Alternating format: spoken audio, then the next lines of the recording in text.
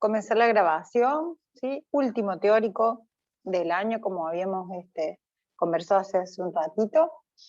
Voy a apagar la cámara, así no tenemos problemas con la internet. Pero estoy acá de este otro lado. Por cualquier duda, consulta, o levantan la mano, o me avisan. Si me interrumpen, no hay ningún problema. Recuerden que no los veo porque estoy viendo la presentación. Bueno, vamos a ver hoy entonces todo lo que tiene que ver con la capacidad constructiva del lote en relación a las ordenanzas que tienen aplicación, tanto de ocupación del suelo como las ordenanzas de aplicación de las normas de habitabilidad, como hablamos hace un ratito. ¿Qué vamos a ver? La normativa vigente, ya las conocemos de memoria, ¿sí? ¿Qué es factor de ocupación del suelo, el factor de ocupación total, la capacidad constructiva y un ejemplo práctico? En realidad vamos a ver varios ejemplos prácticos, ¿sí? Lo primero que tenemos que tener en cuenta, que ya lo habíamos estado conversando ayer, incluso en los teóricos anteriores, que tenemos varias definiciones en relación a términos técnicos que tienen que ver con el factor de ocupación del suelo, que es la relación de la superficie determinada de la proyección de los edificios sobre un plano horizontal, ¿sí? ¿En relación a qué? Siempre la superficie de la parcela, expresada siempre en porcentaje, ¿sí?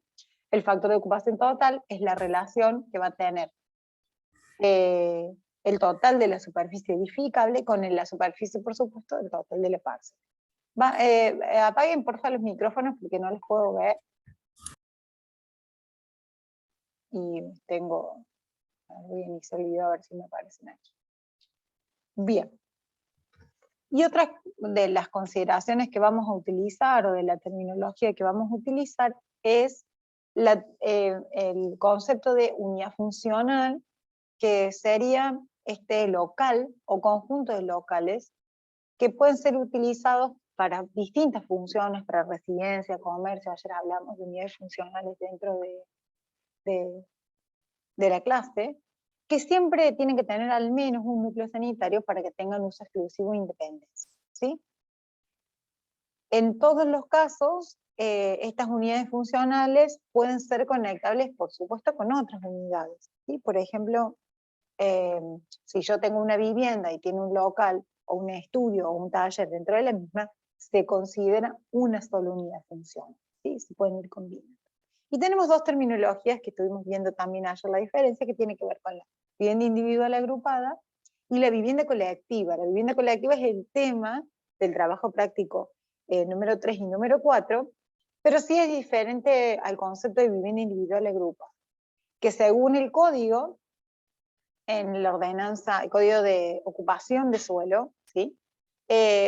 Es una edificación o grupo de edificaciones que están compuestas por más de una unidad funcional, hablamos del término unidad funcional arriba, de vivienda individual, ¿sí? Que comparten entre sí elementos tales como las propiedades del suelo, las estructuras, instalaciones y demás, siendo condición necesaria la existencia de espacios descubiertos comunes, pero que son de uso exclusivo, ¿sí? Y se pueden superponer de forma parcial o de forma total, no pudiendo sobreponerse más de dos unidades funcionales, ¿sí? En cambio, la vivienda colectiva es la edificación o grupo de edificaciones de, por supuesto, más de una vivienda permanente, que comparten entre sí elementos tales, también como la propiedad del suelo, la estructura, instalaciones, accesos a espacios comunes y de uso común y de uso propio, ¿sí? Principal diferencia.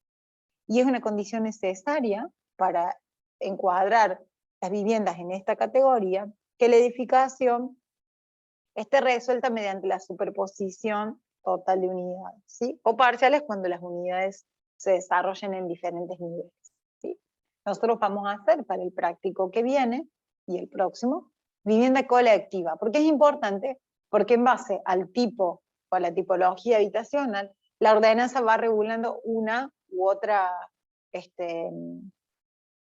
condición, ¿no? Ahí lo vamos a ver con el ejemplo. Denme un segundito que se están iniciando, están sumándose algunos compañeros más. Ahí está la arquitecta que te puse coanfitriona por cualquier cosa. De todos modos, Dale. ya estamos bien con la sala, yo estoy grabando. Bueno, Hola chicos, hola Lore. ¿cómo va? Tenemos estas consideraciones y estas terminologías o algunas definiciones también en la ordenanza 9387, que es la ordenanza de código de eficacia, que principalmente dentro del glosario tiene los términos que se utilizan, por supuesto, dentro del código y su reglamentación. Aquí también vemos que define FOS y vemos que define FOD. Y se incorporan algunas consideraciones acerca de los cálculos que nosotros vamos a utilizar para la etapa de proyecto, que ustedes ya lo han utilizado en los teóricos, en los prácticos anteriores, ¿no? El práctico anterior en realidad. Que tiene que ver con la superficie cubierta, con la superficie cubierta edificable, que acá este término es el que vamos a utilizar, y la superficie cubierta por piso. Van a ver que es distinta. La superficie cubierta ya la habíamos utilizado, hicimos el cálculo en el trabajo práctico 2, y supone toda la superficie techada, ¿no? Que compone los pisos del edificio y todas las cornisas que hasta 50 se consideran como cubiertas, ¿sí?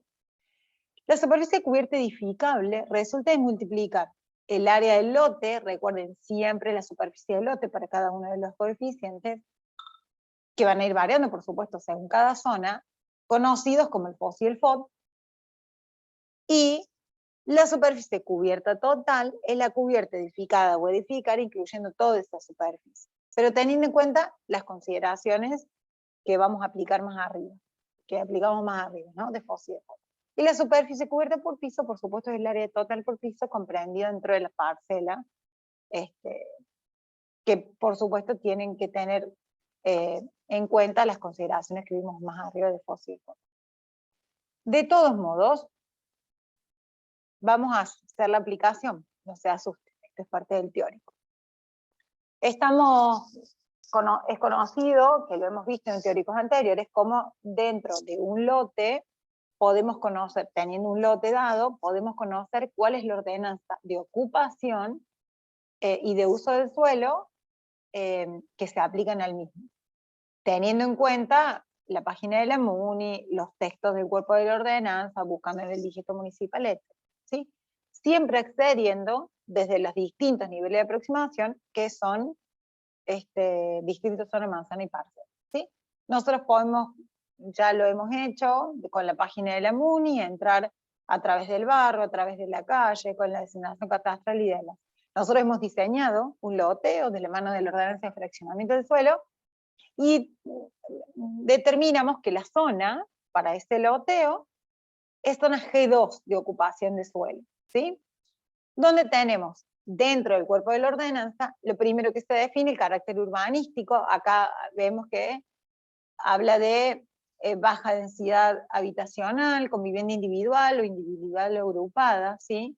Tiene algunas consideraciones acerca de asentamientos de mediana densidad, ¿sí? Y servicios que tienen que ver con el tipo de ocupación, ¿sí?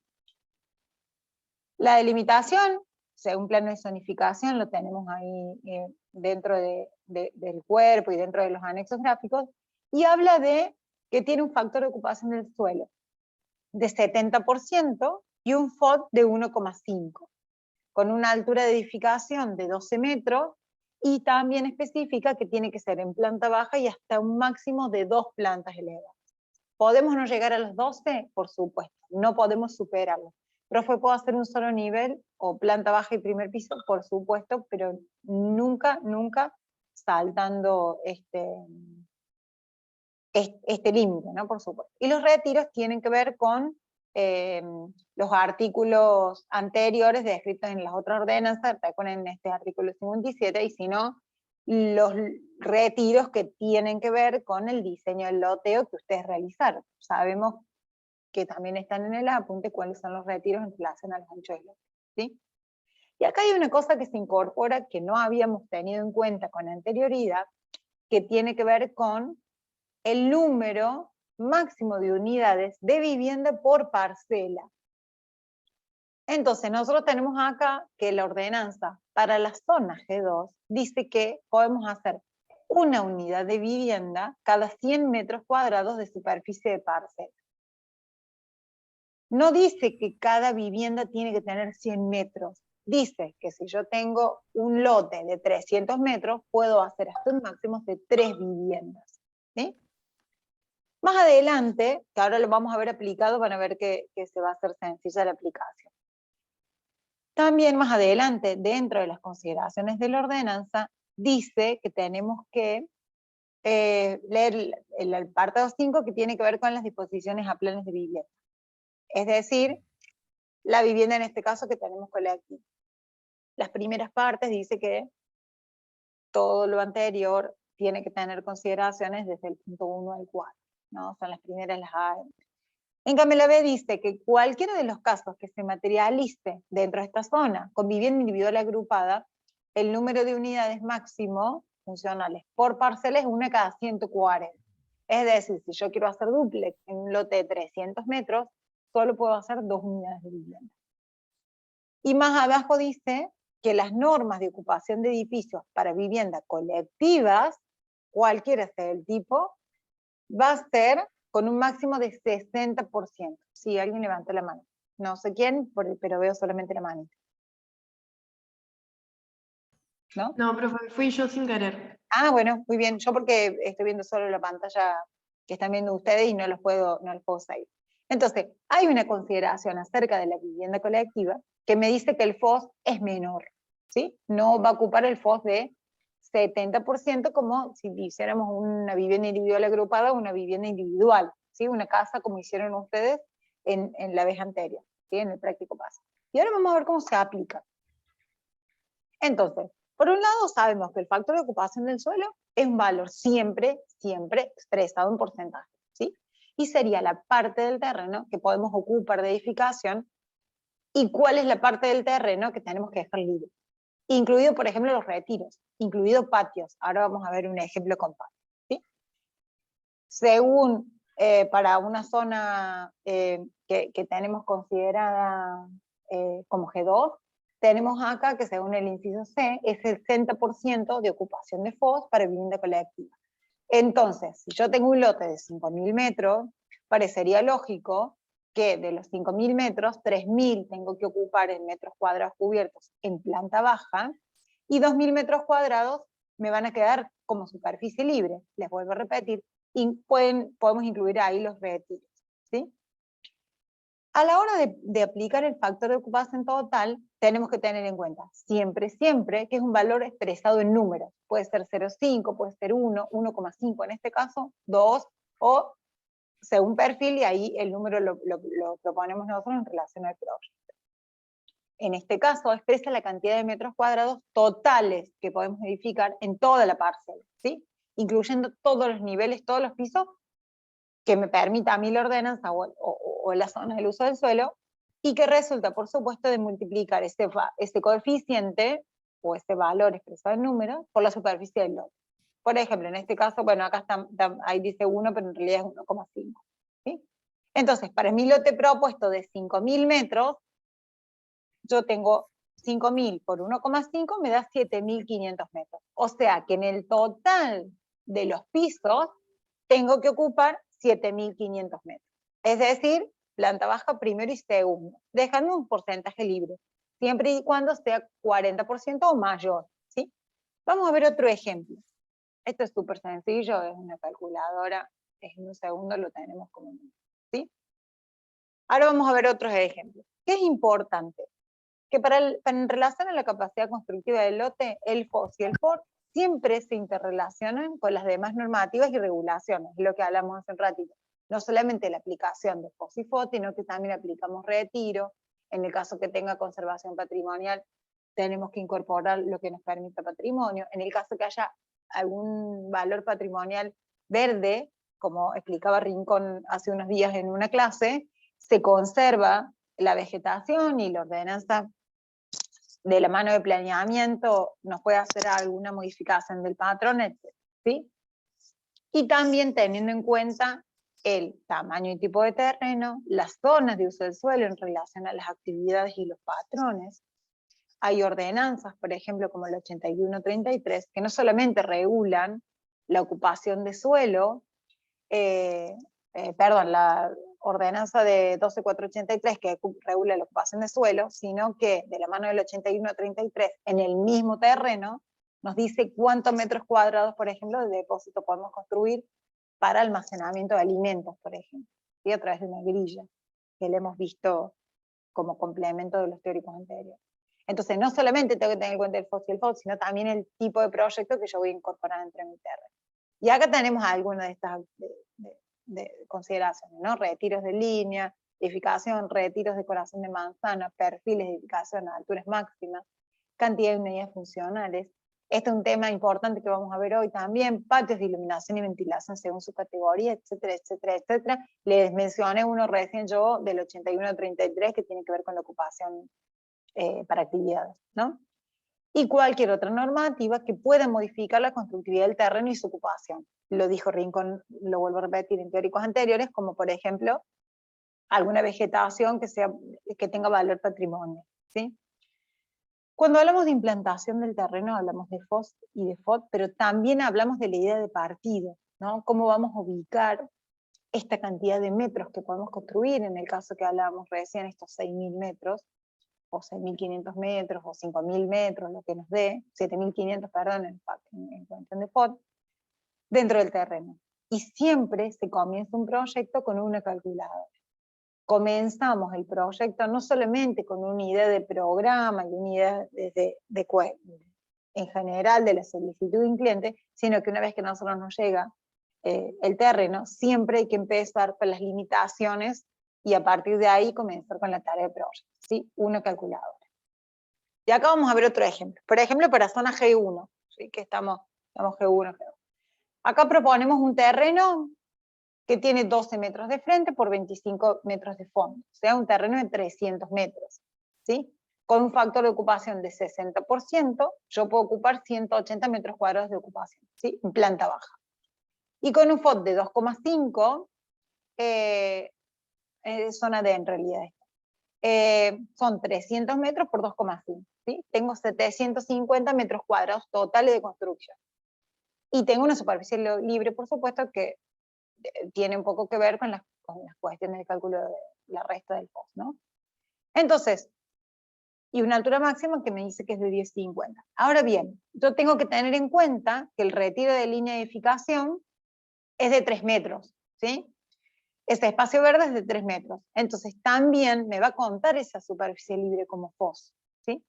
Entonces yo ahora el espacio libre, tengo un espacio libre obligatorio que dejar al frente, que tiene 3 por 12, ¿sí? Y el resto de la superficie va a resultar como patio, ¿sí? En el caso de este proyecto. Por eso hablamos de implantación y de todas estas limitaciones, ¿sí? Entonces yo tendría un sector de un 12% aproximadamente de superficie libre al frente, que es obligatorio en relación al retiro, y una superficie libre atrás, ¿sí? Que tiene que ver con lo que me sobra, ¿sí? O lo que me falta, depende del lado que lo miremos, de este 40% para cubrir, ¿sí? Entonces, si yo puedo construir 750 metros cuadrados en relación al FOD, y el factor de ocupación del suelo me dice que tengo 180 metros para ocupar en planta baja, y tengo una cantidad de niveles determinados, o sea, planta baja y 3 niveles elevados, en relación a la altura, tengo que decir entonces que tengo una superficie cubierta total, que la tengo que dividir en el máximo ocupable por piso, superficie edificable por piso, que lo que damos hace un ratito, entonces me da que tengo que hacer 4 pisos, ¿sí? Me sobran metros. Entonces, el FOS lo ocupo completo, es decir, 60%, 180 metros en planta baja. Cuando sumo planta baja, primer piso, segundo y tercero, me da un FOS resultante, al tener 270 metros cubiertos, de 2,4, ¿sí? Es la regla de 3 que saco cuánto es el resultado. Si yo quisiera hacer toda esta división de metros,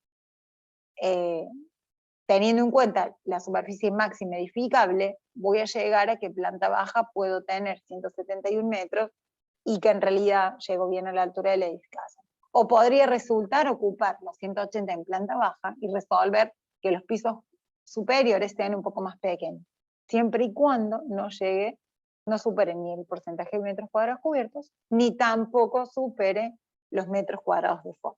¿Sí? Muy bien. Lore, Sí, estoy acá. Acabo de leer. ¿cómo estás? Creo que en este momento está bueno aclarar que el FOS, que es el nivel, siempre hablamos del nivel de ocupación de suelo y siempre hablamos por ahí de planta baja, también incluye todas las proyecciones de lo construido hacia el cero. Porque si vos podríamos decir, yo hago una planta baja más chica, pero me agrando en el primer piso. En realidad también se cuentan las proyecciones. Claro, claro, por eso es importante esto que dice Vero, porque nosotros habíamos hablado recién de superficie cubierta, y la ordenanza dice es la proyección sobre el terreno, o sea, todo lo que está arriba también se incluye. Lo que pasa es que hicimos una casita de un solo nivel, entonces no teníamos proyecciones de arriba, excepto algún alero que sabemos que si tiene menos de 0,50 no se cuenta como cubierto, ¿sí? Pero es mucho más sencillo el cálculo de lo que ustedes creen, pero siempre aplicando todas estas consideraciones. Esto que dice la arquitecta de las proyecciones de balcones, de aleros, de marquesinas, de pérgola, de lo que nosotros incorporemos, y también van incluidos todos los bloques constructivos. No es por bloques, sino se incluyen todos los bloques constructivos. Ahora vamos a ver un ejemplo con bloques constructivos, a ver cómo surge. Esta es una ordenanza inventada claramente porque ni la zona ni G1 tiene estas consideraciones, ni la zona D tiene las consideraciones. Pero es divertido porque es jugar un poco con los números y está bárbaro. Esto de que empezar con la calculadora de verdad es súper importante. Claro.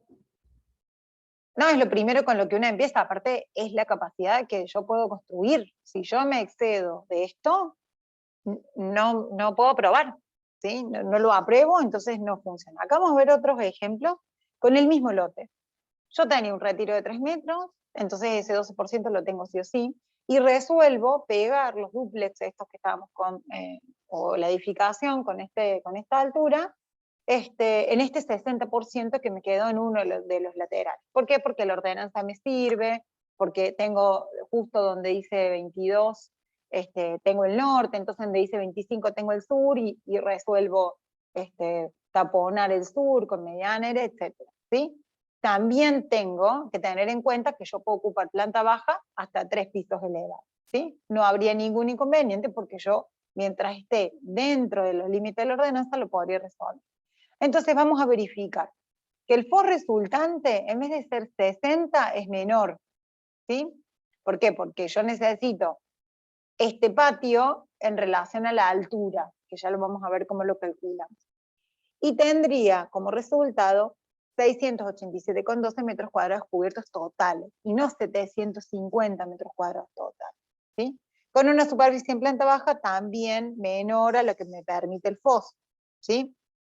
Entonces, esta es un poco la idea también, ¿no? Empezar a jugar con el tema de la implantación. Acá tenemos otro ejemplo, con un patio interno, ¿sí?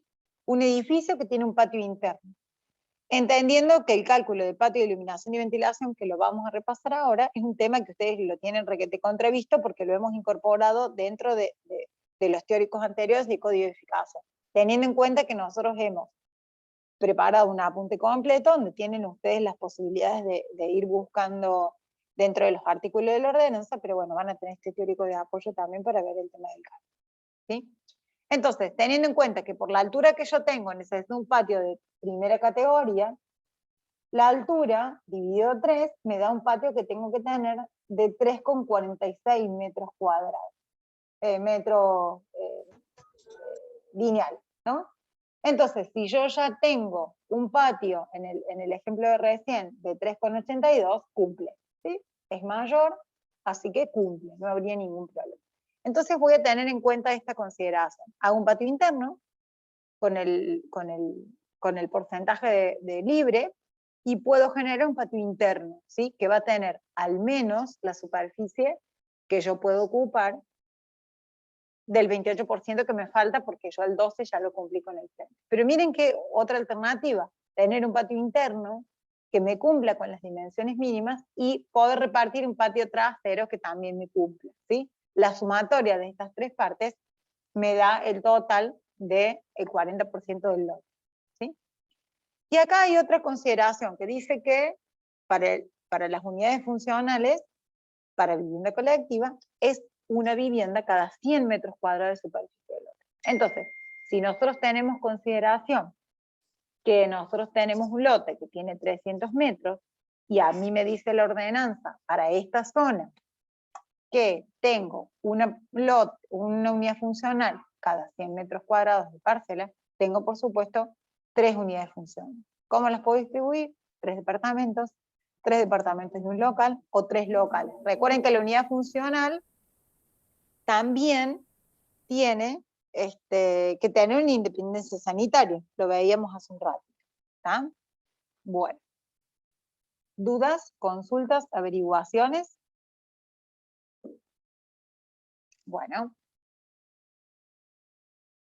poco volviendo 3 pasos para atrás del teórico que vimos anteriormente de codificación, vamos a volver a cómo busco el código, profe. Vamos a la parte de obras privadas de uso del suelo, en la página de la MUNI, me voy a la parte de normativa, me voy a la parte de codificación, y me encuentro con el texto ordenado de codificación. Otra alternativa puede ser que ustedes pongan en Google texto ordenado de codificación y te da la posibilidad de encontrar todas las ordenanzas con sus modificatorias dentro del mismo código, ¿sí? Y no tenían que buscar los decretos que cambian uno por otro, ¿tá? ¿Qué vamos a encontrar aquí? Estas consideraciones que veníamos conversando recién, que tienen que ver con las condiciones de iluminación y ventilación en relación a la vivienda, a los locales, ¿no? ¿Por qué hacemos este repaso? Porque acá es fundamental, ¿no? Vamos a tener un montón de locales ahora y no va a ser solo una vivienda, sino que vamos a tener un conjunto de viviendas y cada espacio va a tener su reglamentación o su requerimiento de iluminación y ventilación distinto. Y también vamos a tener, por eso un poco volvemos a este tema, por eso yo son unos pasos para atrás, pero en realidad es para hacer un ajuste acá, que vamos a también tener un montón de locales que probablemente no tengan la posibilidad de iluminar y ventilar en relación a la tipología de bloque, ¿sí? Entonces, para repasar rápido, tenemos que tener que hay 2 tipos de iluminación, lateral y cenital, considerando que la iluminación del local es la superficie del piso del local, ¿sí? Dividido 10, ¿sí? Y hay un montón de consideraciones que se puede agregar, más metros si el local es más profundo que 5 metros, que se puede incorporar cuando tenemos iluminación cenital, agregarle un 40% a lo que estamos ventilando, iluminando, etc. Pero bueno, van a ser consideraciones particulares en cada local. Como regla general, es la superficie del piso del local dividido 10. Pero ¿qué pasa? Si yo ventilo ese espacio a través de una parte cubierta, le tengo que hacer una incorporación que tiene que ver con la sumatoria de los metros cuadrados de la parte cubierta. ¿Por qué lo incorporamos a este ítem? Porque, por ejemplo, nosotros tenemos un balcón, ¿sí? Si yo tengo una superficie cubierta de un balcón que está todo a lo largo de mi vivienda colectiva, desde el eje de la ventana o del vano de iluminación, le tengo que sumar 1,50 m para cada lado e incorporarle esos metros, S1, a la superficie que yo tengo como cálculo de, entre comillas, suelo, ¿sí? Como el piso del local. Entonces, S1 más S2, el promedio, dividido 10, me va a dar la superficie del tamaño de la ventana, ¿sí? En superficie, en metros. Pero ¿qué pasa si yo ese balcón lo tengo todo cerrado y al lado mío tengo otro balcón que tiene pared y que tiene muro y división? En este caso se suma la 1 con la 2, y el vano de iluminación va a tener que tener ambas superficies sumadas, ¿sí? Esto es a modo de repaso, teniendo en cuenta que ustedes tienen este tema dentro de los anexos, dentro del apunte, y lo hemos mencionado muchas veces dentro del teórico, ¿sí? Eso lo tienen que ojear, no tienen que solamente quedarse con el título, ¿sí? Sino que por el contrario ahora lo vamos a aplicar, ¿sí? Y cuestiones que tienen que ver un poco con lo que les comentaba recién, con algunos tipos de ventilaciones que vienen de la mano de la disposición de la planimetría, de la disposición de los bloques dentro de la planimetría y también de la disposición de los departamentos dentro del bloque, ¿no? Y de algunos locales dentro del departamento, para la redundancia. Tenemos ventilaciones de tipo directa, de la mano del cálculo del vano de ventilación, y ventilaciones que se hacen a través de conductos individuales por local o sumando varios locales, y por supuesto ventilaciones a través de medios mecánicos. Cada uno de estos ítems se calcula de la misma manera que calculamos la iluminación. En este caso, para la ventilación directa del local, es decir, para la ventana, ¿sí?, o el vano de iluminación, es un medio de iluminación, la ventilación. Es decir, que mientras la ventana me ventile la mitad de la superficie que yo calcule antes, va a verificar, ¿sí? Por supuesto que esto es el mínimo, ¿sí? Cuanto yo tenga exceso, no va a haber ningún problema siempre y cuando que cumpla por el mínimo. Y por supuesto las ventilaciones a través de conductos también se calculan, ¿sí? Se los tiramos, se los hacemos el repaso como dato para que lo tengamos en cuenta cuando hagamos nosotros la organización de nuestros baños, que probablemente estén sin iluminar y ventilar de manera natural, de algunos depósitos, etc. Por supuesto, cada uno de estos locales está dentro de un listado de locales que pueden iluminar y ventilar a través de medios mecánicos o de medios por conducto. ¿De dónde sale, profe, esto? De la ordenanza 9387 del Código. Tienen, por supuesto, un resumen en el aporte. ¿Y a dónde ventilan estos locales, no? ¿A dónde van estas ventanas, sí? Nosotros probablemente no tengamos consideraciones tan estrictas con respecto al tamaño de los patios porque son bloques individuales. Pero si tuviéramos que hacer una propuesta parecida a la que vimos recién, que teníamos un patio interno, es siempre importante saber cómo se calculan los patios. Según la clasificación de los patios, tenemos patios que son de primera categoría y patios de segunda categoría. La ordenanza, por supuesto, ejemplifica cada uno de los mismos y habla de locales de primera categoría que tienen que ver con los locales que dan la actividad principal o que le dan origen, como por ejemplo los estales comedores, los dormitorios, ¿sí? Y locales de tercera categoría, que son locales como por ejemplo consultorios, aulas, auditorios, etc. Y los patios de segunda categoría son aquellos patios que reciben o que permiten la iluminación y la ventilación de locales de segunda y de cuarta categoría. Los locales de segunda son los complementarios de los de primera, que tienen que ver, por ejemplo, con baños, que tienen que ver con depósitos, pasillos, pasajes, ¿sí? Y los locales de cuarta categoría son los complementarios a los locales de tercera, como pueden ser depósitos de limpieza, laboratorios, etc. ¿Sí? Eso lo dice la ordenanza y lo tienen como texto complementario, pero claro, por supuesto, nosotros vamos a utilizar los patios que tienen que ver con los de primera y segunda categoría, con locales, por supuesto, de primera y de segunda categoría. Recuerden que esto es un repaso de lo que ustedes tienen en la ordenanza, ¿no? Dice el código que el primer requisito fundamental para los patios de primera categoría es que siempre puedo tener que circunscribir dentro de la superficie un patio que pueda, el patio tiene que tener la dimensión de D, que sería 1/3 de la altura. Y ahí te explican que H es siempre la altura que tiene desde el piso del local a ventilar hasta el respectivo nivel de parámetro, la altura total del edificio, ¿sí? Acá tenemos el ejemplo donde D se puede circunscribir. Vamos a ver si empezamos a agrandar o achicar, no va a haber ningún problema siempre que me entre el patio con diámetro, la altura dividido 3. ¿sí?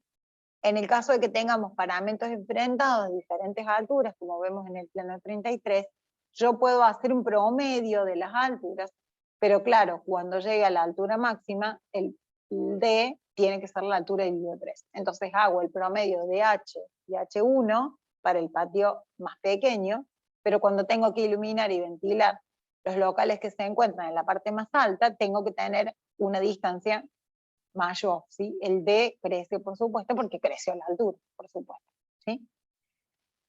Y también especifica la ordenanza que cuando tengo patios de segunda, siempre, al menos tienen que poder circunscribirse un patio de 3 metros, ¿sí? Pueden ser más grandes, por supuesto, pero siempre tienen que tener un mínimo de 3 metros. ¿Se pueden reducir los patios? Por supuesto. ¿Se pueden complementar un patio con otro patio para hacer...? Sí, por supuesto. Todo esto está especificado en la ordenanza. Lo más probable es que nosotros tengamos patios de segunda categoría para iluminar y ventilar a lo mejor talleres, pasillos, baños, etc. Pero también este cálculo se hace para el encuentro entre torres. Es decir, suponiendo que nosotros tenemos, como el ejemplo del plano 32, que uno de los paramentos sea una torre y el otro paramento sea la otra torre, por supuesto la dimensión de D va a ser la distancia que van a tener que tener esas torres, que sale del cálculo h dividido 3. Van a ver que en la aplicación es mucho más sencillo que los números del cálculo. ¿Dudas? ¿Consultas? Es mucha documentación hoy, pero van a ver que un poco el objetivo de este teórico tenía que ver con incorporar este tema antes de las vacaciones para que el próximo teórico de la semana que retornamos a clase lo podamos hacer presencial y podamos hacer estos cálculos y repasar estos cálculos. Así que lo importante es que lo puedan leer y lo pueden incorporar para que después lo podamos aplicar en ejemplos prácticos dentro de la clase. Dime. ¿Qué sería paramento? Los paramentos son los lados del edificio. Gracias. No, por favor. Está, no te puedo ver el nombre porque estoy en off, pero está dentro de las definiciones que tenés al principio, ¿sí? En eso no se preocupen porque lo que dice el ordena como que te da el glosario. Entonces, si hay alguna consideración que vos no encuentres, te podés ir al glosario. Incluso te dice que es ventilación, que es iluminación. Digo, es bastante, el cuerpo de la ordenanza está bastante completo.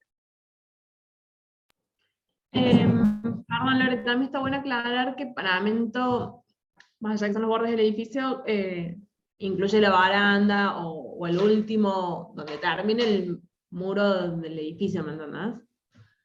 Que por ahí uno cuenta hasta el techo, pero en realidad es hasta el parapeto o baranda si aplicase y demás. Claro, si tiene baranda, obviamente se le agrega la altura de la baranda y no es la altura solo del techo, ¿entiendes? Está muy bien. Si es baranda de material y si es de vidrio.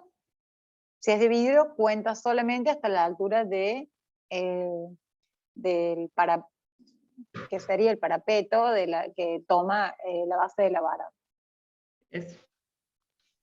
Sí. Pero en el caso, por ejemplo, que tenga pérgola, también tomaría, si está retirado el perfil, se tomaría la altura hasta ese parapeto, pero en el caso que tenga una marquesina, por ejemplo, se toma hasta la altura de la marquesina. Porque el paramento termina siendo completo por más que tengas a la mitad cosas, aire, ¿sí? Es como un balcón con otro balcón, y obvio, la altura es completa, ¿sí? ¿Otra consulta? ¿No? Me parece muy bien. Bueno, vamos a continuar. Sí, profe. ¿Cómo les va? Bien, muy bien. No, yo simplemente recomendar, bueno, primero que va a quedar, por supuesto, como todos los teóricos, este teórico a disposición, pero, bueno, recomendarles, ¿no? El repaso de este teórico, los contenidos, y aparte, digamos, aparte de ir, que hay que considerarlos para el trabajo práctico, son parte importante del parcial que vamos a tener a mediados de agosto, ¿no? Entonces, Claro. prestar atención, preguntar todo lo que tengan que preguntar, evacuar dudas, pero este tema es fundamental que lo manejen para el parcial.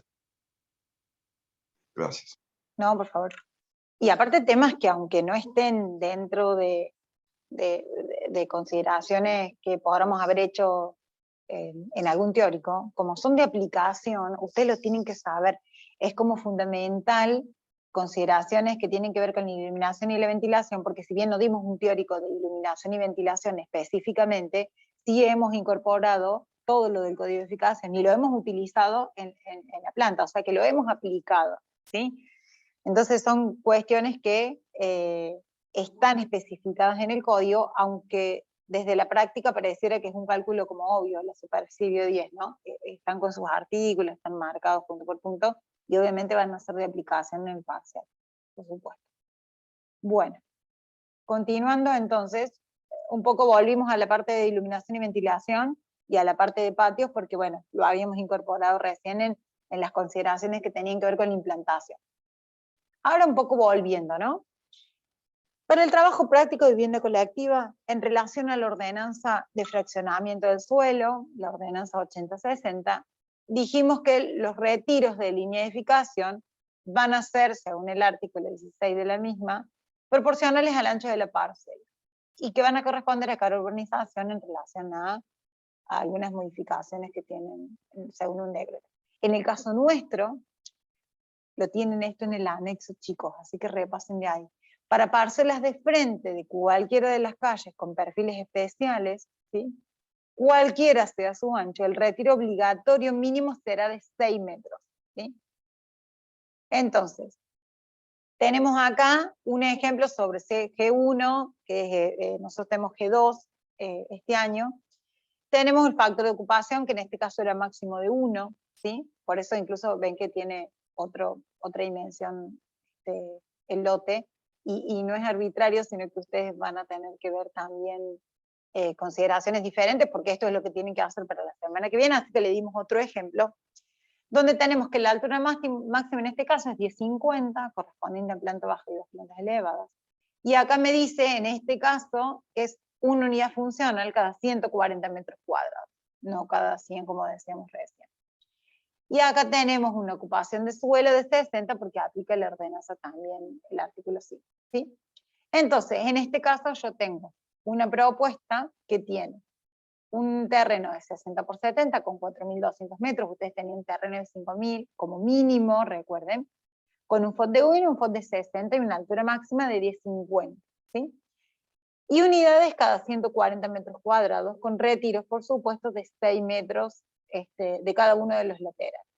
Entonces vamos a ver cómo hacemos un poco este juego, ¿sí? Entonces yo tengo estos datos, esto es lo que ustedes tienen. Obviamente cambia la zona, cambia los metros cuadrados del lote, los retiros en este caso son los mismos por el ancho y la dimensión, ¿sí?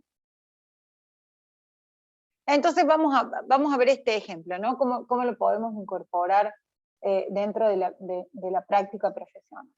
Yo tengo entonces que para mi terreno puedo construir en relación al FOS 4.200 metros cuadrados y puedo ocupar el 60% solo en planta baja, con una superficie libre resultante de 1.680 metros cuadrados. Entonces digo, en relación a la cantidad de unidades funcionales que puedo hacer en la parcela, que el tamaño de mi lote, siempre la base y la referencia son los metros cuadrados del terreno, dividida la cantidad de metros cuadrados que me da por unidad funcional, me da que yo puedo construir 30 unidades funcionales. Volvemos a incorporar, que acá lo dice en la nota. Cada unidad funcional puede tener más o menos 140 metros, siempre y cuando no supere todos los otros parámetros. Lo que hace la ordenanza es que pone un valor de referencial para poder realizar la capacidad y la edificabilidad del lote. Lo que no significa que yo pueda tener una propiedad que tenga 60 metros o una propiedad que tenga 200 metros. Yo mientras no supere las 30 unidades funcionales, puedo hacer la cantidad de metros que desee, cumplimentando con el FOS, con los retiros, como hablamos hace un ratito en la lámina anterior. Teniendo en cuenta que los retiros, por supuesto, son de 6 metros, y que si yo tuviera que hacer un patio mínimo, una distancia mínima entre torres, tiene que tener 350, porque es la altura de la edificación máxima, en este caso, porque es numérico, dividido 3. Un poco como decía Jordano recién, si mi edificio termina teniendo 10,20, porque resulta que la división de pisos me dio 10,20, por supuesto que el patio se calcula en relación a la altura del paramento construido o proyectado. ¿Ah? Pero estamos haciendo una cuestión media como global, antes de ni siquiera ponerme a proyectar apartamentos de manera individual o a través del blog. No diseñé todavía ninguna tipología.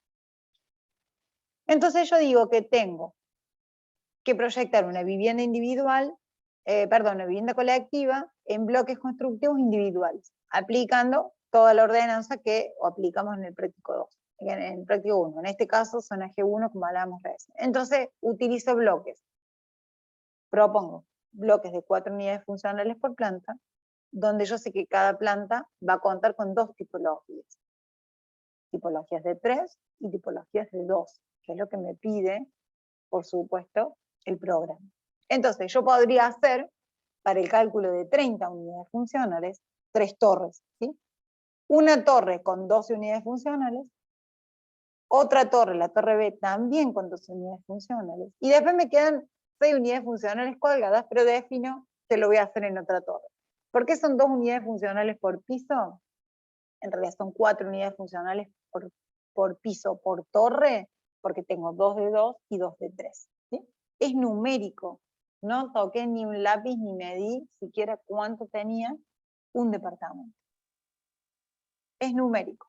Entonces tengo algunas consideraciones que hacer en relación a la implantación, ¿no? Yo digo, bueno, tengo el 60% de los departamentos que voy a hacer de 2 dormitorios, o sea, en realidad tengo una cantidad de metros cuadrados que son propuestos de 80 metros y una cantidad de metros cuadrados para de 3 de 120 metros.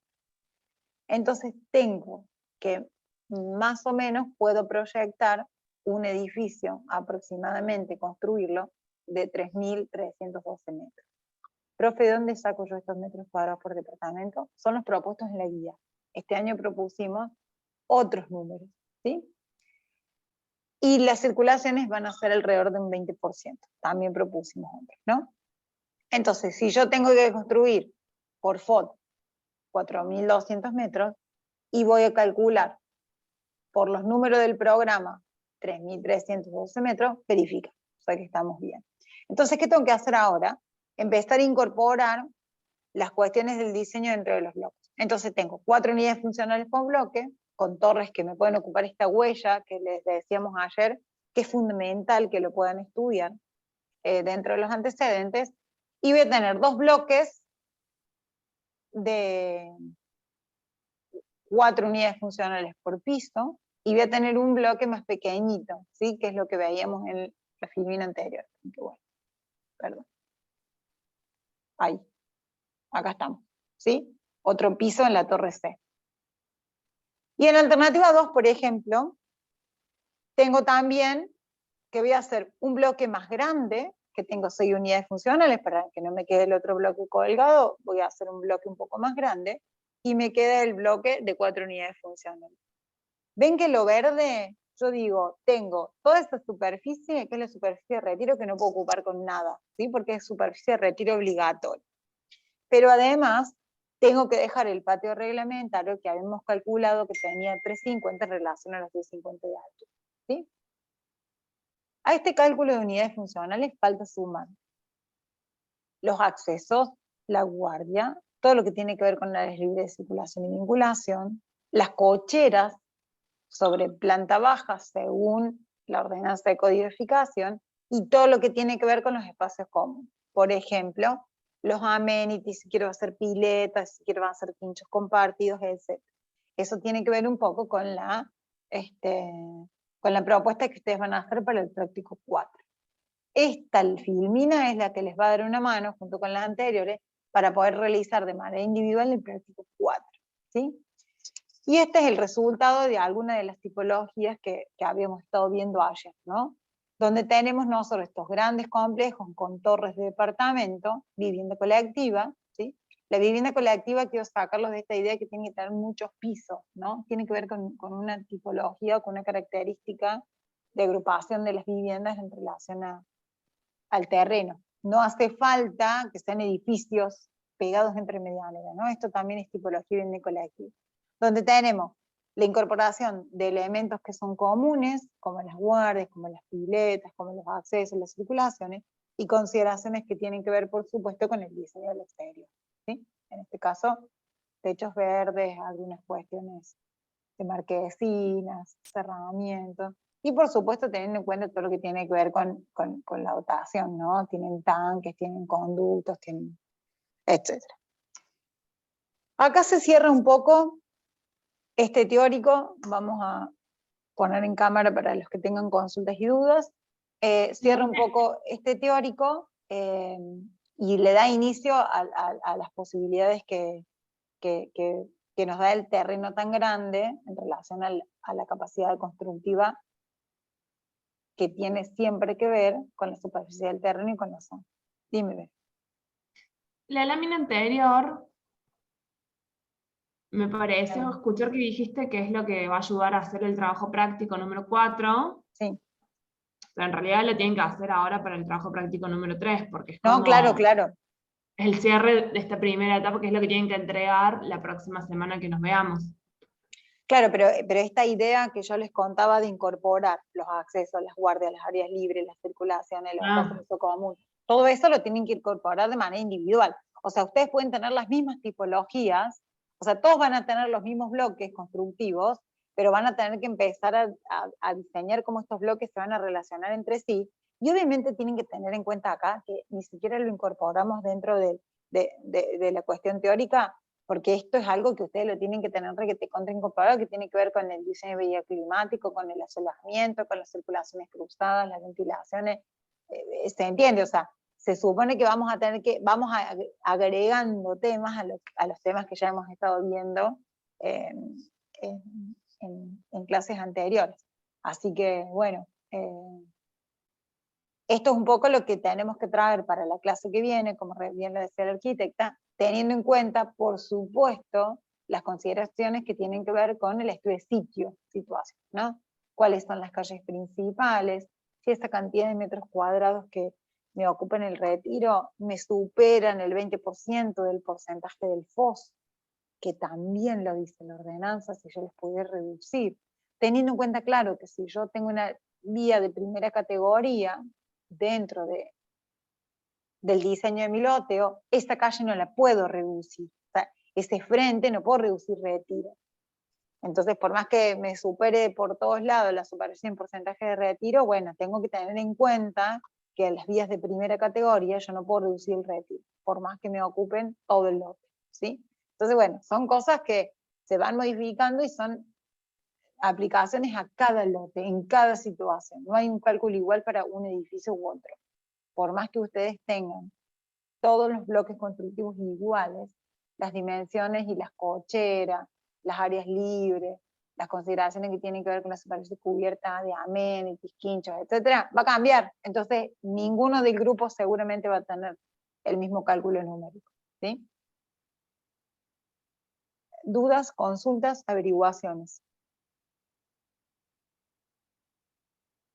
No. Bueno. O tienen miedo.